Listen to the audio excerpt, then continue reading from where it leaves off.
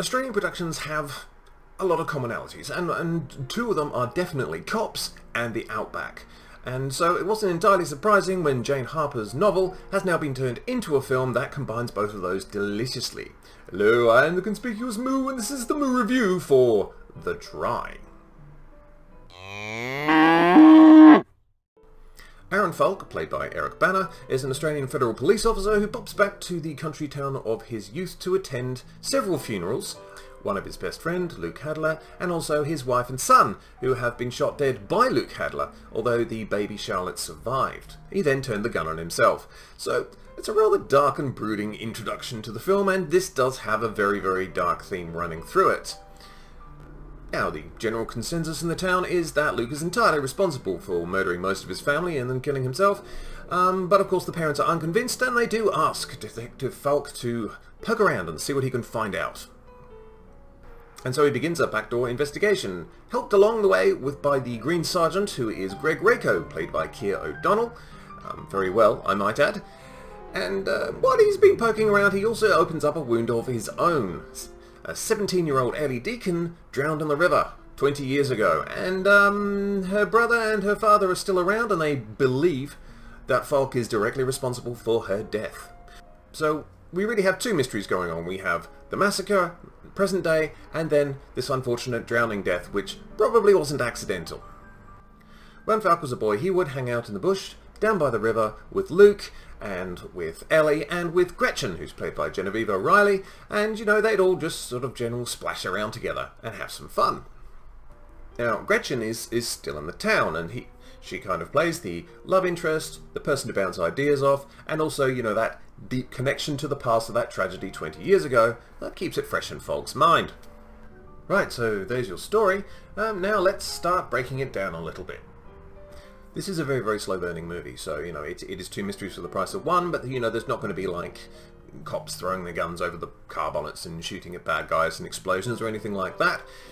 It's much more about slowing the pace down, winding up the tension, and then just getting the characters to bang into each other, and there are some great dramatic moments. The characterization in this film is excellent. You know, everyone has a distinct personality, you can connect with them, you can understand their motivations and how they're going about things. This is not true of every film, so, you know, I give absolute proper credit to people who actually take the time to develop the characters that they're writing.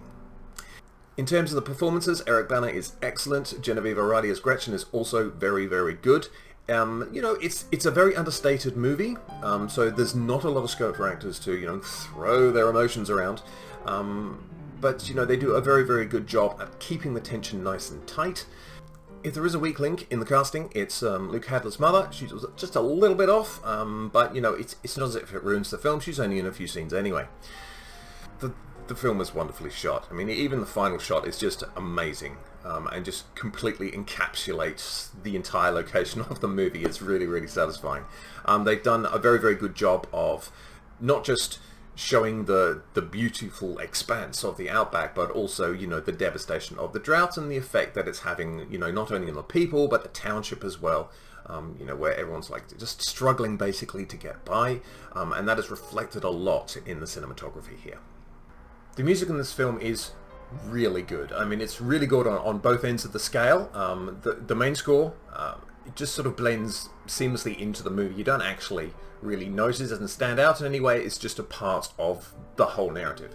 And then on the other hand, you have the one that's meant to stand out, which is the frankly desolate, slightly depressing solo song, which appears in the film a couple of times as well, and in the trailer. So, you know, if you want to listen to it, I do recommend it. It's one of those tunes that just sticks with you, and it's still with me a few days after I've watched this. So, you know, on all sides of music, they've done very, very well here.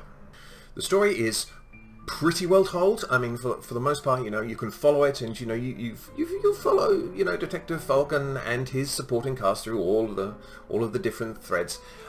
If I have a criticism about how the story flowed, there were a couple of instances where supporting characters weren't brought back in soon enough. You know, they had been introduced and there was maybe just a little bit too much time before them showing up again.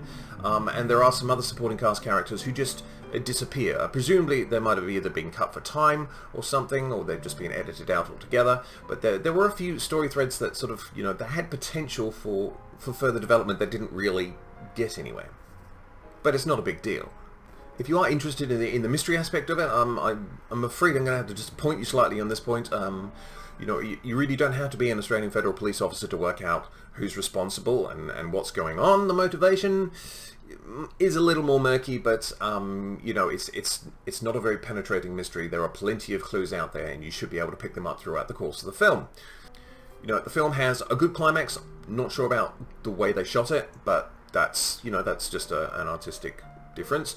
You know, of the two mysteries, we have one that is resolved and the one that is slightly still not resolved, just minutes away from the finish, and it's a bit of a contrivance about how, you know, they sort of tie that one up. I feel that it's something that, you know, that second mystery that could have been folded into the story a lot earlier. You could have resolved it back there.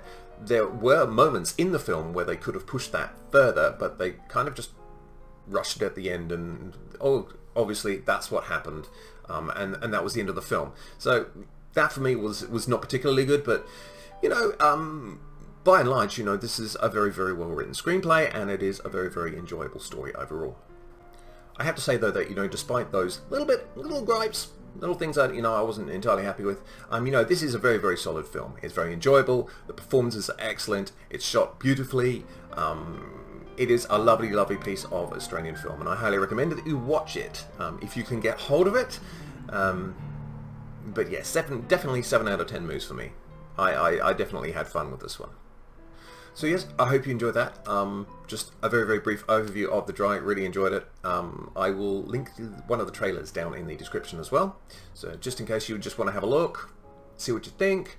But yeah, go and see it. And I will be back relatively soon, but until then, I am the conspicuous moo, and a very, very good afternoon to you.